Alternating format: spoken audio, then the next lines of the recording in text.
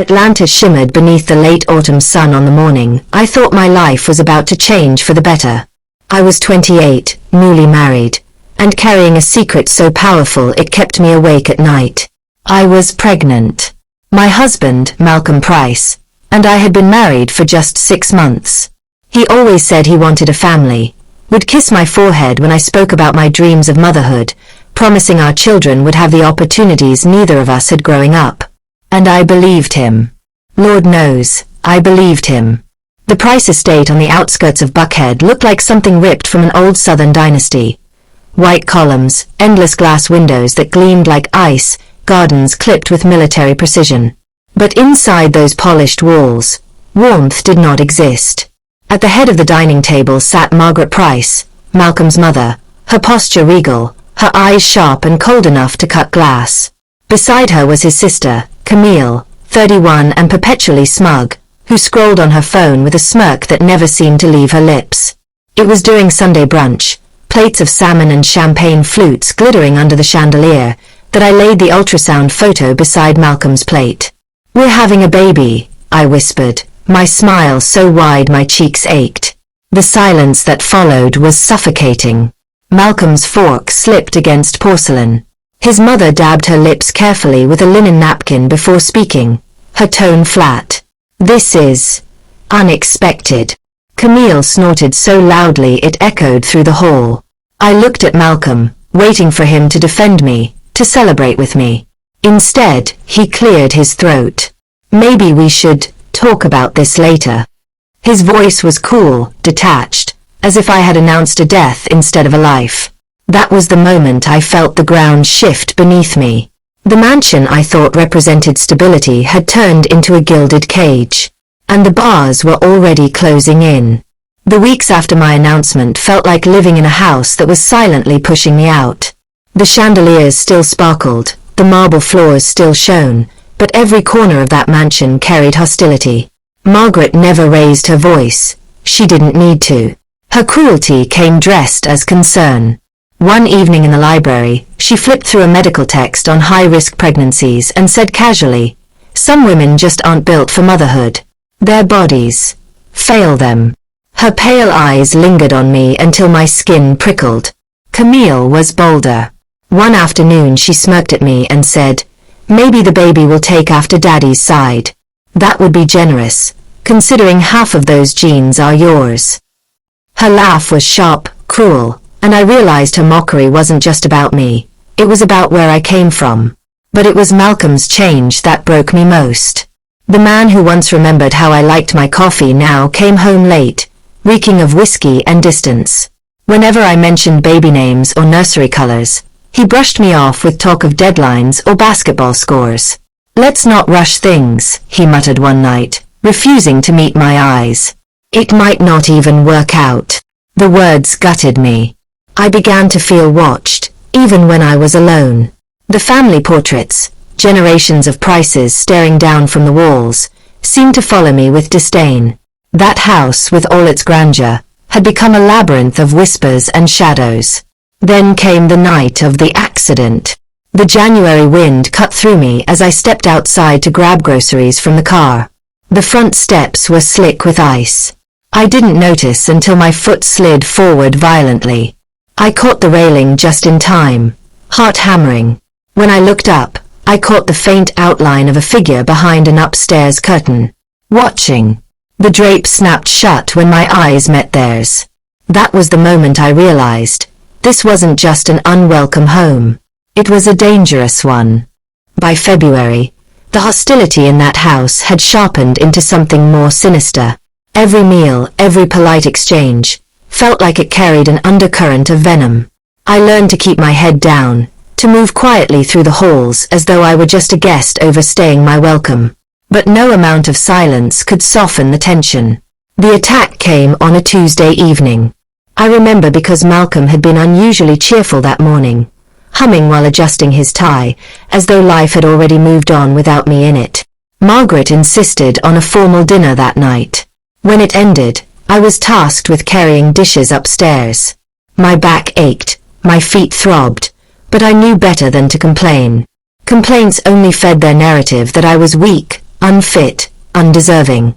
The grand staircase curved through the center of the mansion, designed for show, not for practicality. I was halfway up when I felt it. A shove, firm and deliberate, square between my shoulders. The tray flew from my hands, crashing into the wall. China exploded into shards. My body lurched forward, tumbling down the steps. Instinctively, I curled around my stomach, shielding the life inside me as my ribs, my spine, my skull struck wood. When I hit the marble floor below, breathless and bruised, the silence that followed was deafening. Then I heard it, soft whispers and a faint chuckle at the top of the stairs. No cries for help. No alarm. Just whispers. At the hospital, the doctor pressed the ultrasound wand against my abdomen. My heart stopped until I heard it, the steady, defiant rhythm of a heartbeat. "Your baby is strong," the doctor said gently. "But you need to be more careful." I nodded, forcing a weak smile, playing the role of the fragile, clumsy wife. But inside, rage burned like a torch in the dark. They had tried to erase both me and the child I carried. They failed. That night, as Malcolm drove me home in silence, I made a decision. If the Prices wanted me gone, they would regret underestimating me. After the fall, I became invisible on purpose. If they wanted me broken, I let them believe I was. I shuffled through the halls with lowered eyes, spoke only when spoken to, and offered meek smiles whenever Margaret sharpened her words. "Some women," she remarked one morning over tea, "just don't have the constitution for motherhood." Camille cackled at her side. I dropped my gaze, letting them think I agreed. But while they congratulated themselves on my defeat, I was studying them. Margaret's routine was clockwork: yoga on Tuesdays, luncheons on Thursdays, bridge on Fridays. Camille left pill bottles scattered across the bathroom counter, her dependence on anxiety meds growing obvious. And Malcolm, he was the easiest to track. A man of habit. Breakfast at 7:15. Work at 7:30. Home at 6:10 sharp unless meetings kept him out later. He never questioned the meals I prepared. He never noticed subtle changes in taste. His arrogance, his blind trust, was the crack in the armor. They didn't know me. To them, I was just the naive woman Malcolm married in haste. They never asked about my past, never cared that I'd studied chemistry at university, that formulas and reactions once fascinated me. Malcolm had even brushed it off during our courtship. "Not very practical," he'd said. But knowledge, unlike wealth, cannot be stolen. So at night, while the mansion slept, I began again. Small experiments. Measuring. Mixing. Gathering harmless ingredients from separate shops across Atlanta. A pharmacist might see morning sickness remedies. A clerk might think I was buying herbal teas. No one saw the pattern. I also gathered proof. Receipts from Malcolm's pockets. Loose documents left carelessly on desks. Snippets of overheard conversations. I photographed everything with a small camera hidden among my belongings. If they wanted to erase me, I would leave behind a truth sharp enough to cut through their lies. The night before I vanished, I cooked Malcolm's favorite dish, oxtail stew, seasoned to perfection. He smiled for the first time in months as he ate every bite. When the plates were cleared, I slipped a note beneath his dinner plate. 2 words, written neatly in my hand. Legacy ends. By dawn, I was gone. A duffel bag of essentials, the ultrasound photos, a stash of cash I'd saved in secret. By the time Malcolm found my note, I was already swallowed into the chaos of the city, just another nameless woman in the crowd. I gave birth in a cramped community clinic on the south side of Atlanta, the kind that never asked questions if you paid in cash. The midwife, a kind woman named Rosa, held my hand as I pushed through the pain. At 3 a.m., my son entered the world with a cry that sounded like defiance itself. Malik. My Malik. His tiny chest rose and fell against mine, his grey eyes, so unmistakably price, proof and weapon all at once. Our first home was a single room above a bakery owned by Miss Thelma, a widow who found me weeping outside with Malik in my arms.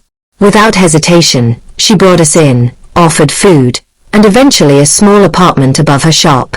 Every mother needs a village, she told me, pressing a small wooden cross into my palm. Life became survival math. Diapers or rent, formula or electricity. I worked any job I could find, cleaning houses before dawn, walking dogs at night. But it was sewing that saved us. Miss Thelma noticed how I repaired Malik's clothes with near-perfect stitches and offered me work-altering garments for her church friends. Word spread. Soon I was tailoring gowns and suits out of our tiny apartment, Malik playing with fabric scraps at my feet. Every stitch became an act of defiance. Every finished dress reminded me I could build beauty out of brokenness. 2 years passed before the past came knocking. Malik was a fearless toddler with those same storm-grey eyes when the phone rang one rainy morning. "Is this the mother of Malik Price?" a man asked. His voice was measured, professional. "This is Daniel Brooks, attorney for the Price estate. I'd like to discuss developments." He explained that Malcolm's father, Richard Price, had rewritten his will before his death. Everything, properties, businesses, investments, was left not to Malcolm, not to Margaret, not to Camille, but to Richard's first biological grandson. The estate, worth tens of millions, would pass only with proof of the child's existence. The family had already tried to cover it, presenting false documents claiming I'd miscarried and disappeared. "They swore no heir survived," Daniel said. I looked at Malik tugging at my sleeve. "They lied," I answered. "And I can prove it." 2 days later, I handed Daniel a folder filled with Malik's records, birth certificate, photos, DNA tests. His eyes widened as he leafed through it. "Mrs. Price," he said softly, "this changes everything." That's when he told me the second twist. Malcolm was engaged to Celeste Morgan, daughter of a powerful political family. Their wedding, set for 3 weeks away, was meant to merge old money with new influence.